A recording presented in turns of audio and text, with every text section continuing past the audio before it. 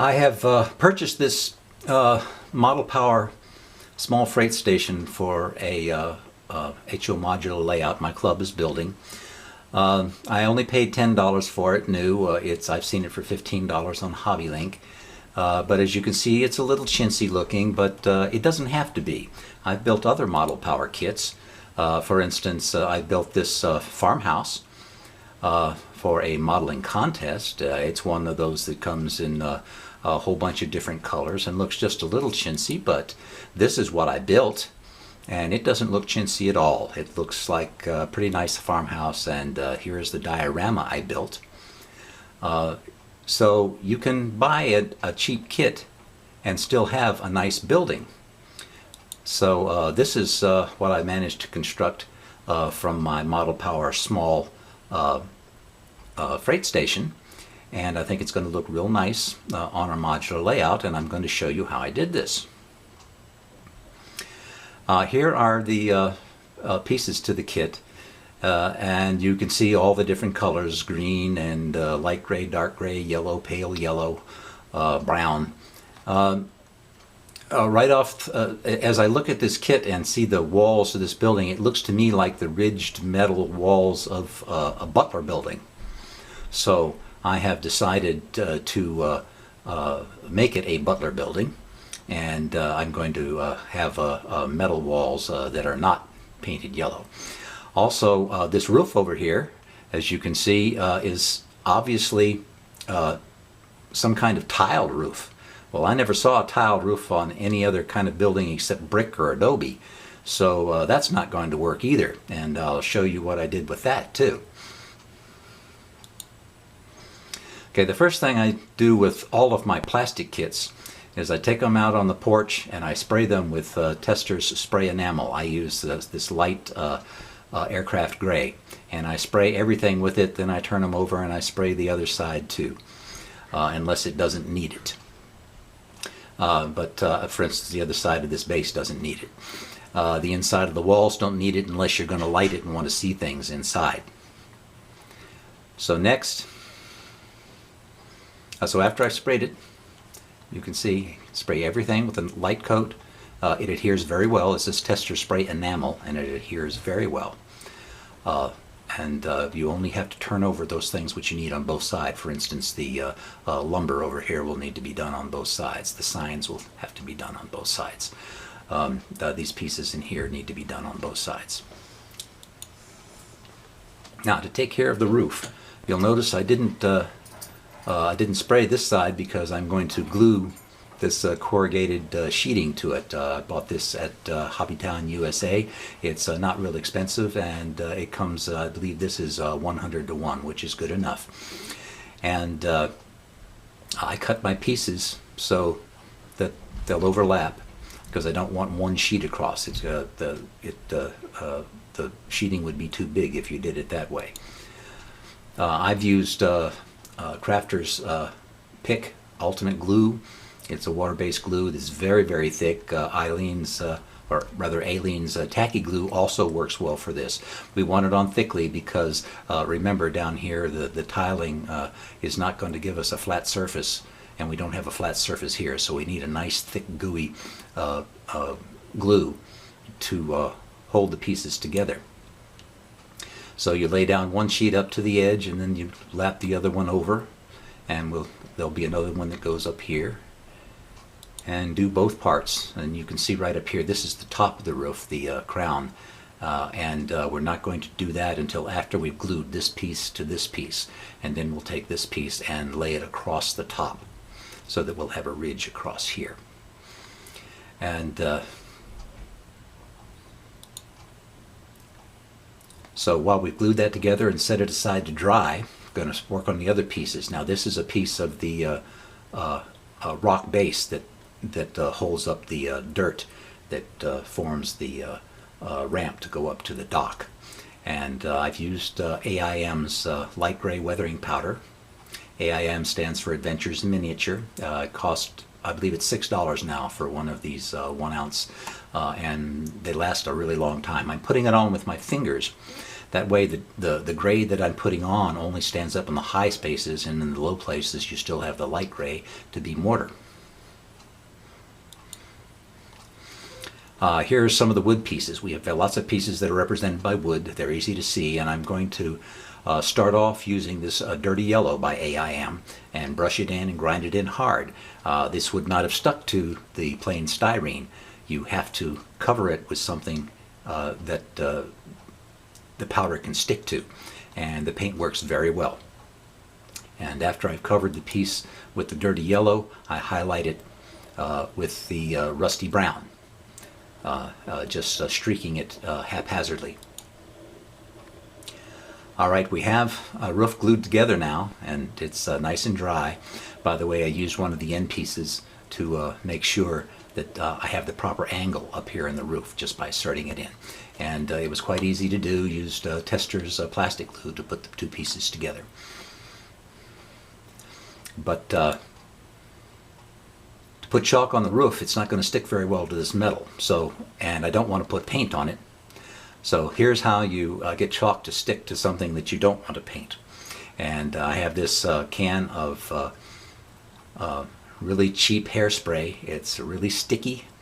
It cost $1 at the dollar store, and I've been using this can for 3 years. And it's almost empty now. So we'll use that and spray it all over the metal roof, and then we'll set that aside to dry. It will take it a little while to dry, a couple hours, because it doesn't dry too well on metal, but it will dry, and it will give something for the chalk to grab hold of. Now while that's drying, I'm going to work on the dirt ramp that leads up to the dock area, and nothing looks more like dirt than dirt. This particular dirt came from the base of a cottonwood tree in the backyard. I sifted out all of the other stuff, and I use it in both HO and N scales. I suppose it would also work in O and S. The dirt's dirt. So I have this clean dirt, and I also have some white glue.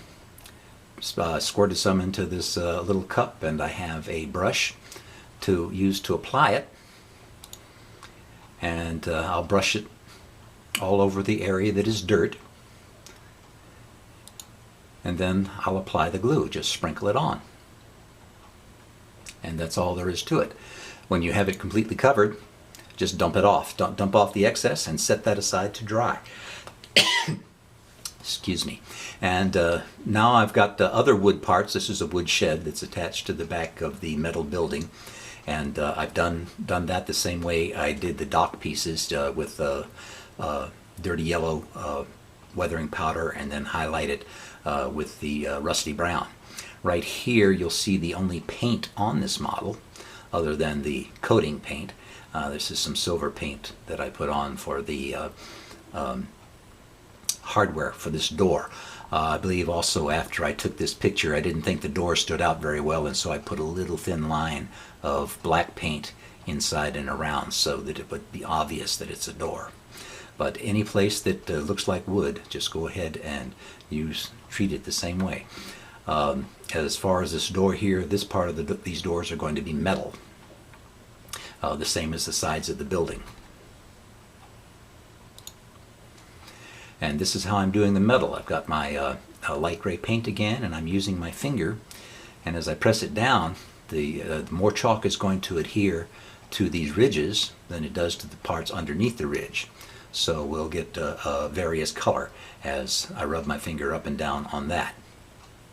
And do all of the sides of the building that way. All of them this way, okay? You can choose the color you want. You can use a darker gray if you like. Right, my roof is dry now. So I've turned it over, and I've done the wood parts underneath, again the same way that I did the dock, using yellow first and then highlighting with the Rusty Brown. But all of this is supposed to be wood. Evidently the Butler building was set up, these poles were set across it, and a wood roof was built, and then it was covered with the galvanized metal. Okay, now here's my roof that is coated with the hairspray. And as you notice, I take the brush and I kind of put it on the line and brush up. Already? Just scrubbing it in and scrubbing it in this way. And I'll do that all over the building, all over the roof of the building. Then I'll take my big brush and I'll take it in down strokes all along. This removes the excess chalk. It also makes some downstrokes as if rain were dripping down the roof. Over here is a spot I wanted to show you. Here's where I had a little glue squirt out when I was squirting it, and I just wiped it off with my thumb, so the chalk went on different there, and I don't care. It looks all right to me. I've got some black weathering powder here, and I'm doing the ladder that I'm going to be using. I'm not doing these pieces as signs because if I were doing a diorama, I would make signs and everything to put around. But I'm going to enter this little thing in a contest, and our contest chairman doesn't like dioramas, so I can only use the ramp and the building. These pieces are shown in the instructions, but they're not shown in the picture on the box. I don't know what they are, and so I'm just going to store them away in case I need them sometime in the future. But since I don't know what they are, I don't know how to use them, so I'm not going to use them. I've also taken some of my grimy black weathering powder, and I'm brushing it on the bottom area because the buildings are always a little dirtier at the bottom. And then I build my kit according to the instructions. This is a very simple build. Put the walls together, glue them to the base, and glue the roof on, and glue the docks to the side. And I also have gutters to put on here and a downspout on the back side here. And over here I'm showing you, you see how this is going to be an abandoned one. It's really old and creaky, and the way the effect on this was achieved is with a heat gun. And the way the windows were done is I just took a piece of cellophane tape and taped it across the back, and took my knife and just poked it through to make the broken glass. I put some foliage on over here, another thing that wouldn't happen if it were really active, so this is pretty much abandoned. Added this little cart here, and this is what it looks like now, with the rock down here, the dirt that looks like dirt, the wood that looks like wood, the metal building with the metal roof, not a tile roof. I think I've got quite a nice little build here, and I don't know if I'm going to win the contest, but it's going to look very nice with the railroad track running by, here in the old town on my HO modular layout. I hope this tutorial was instructional for you, and that you'll be able to use these tips on your models in the future.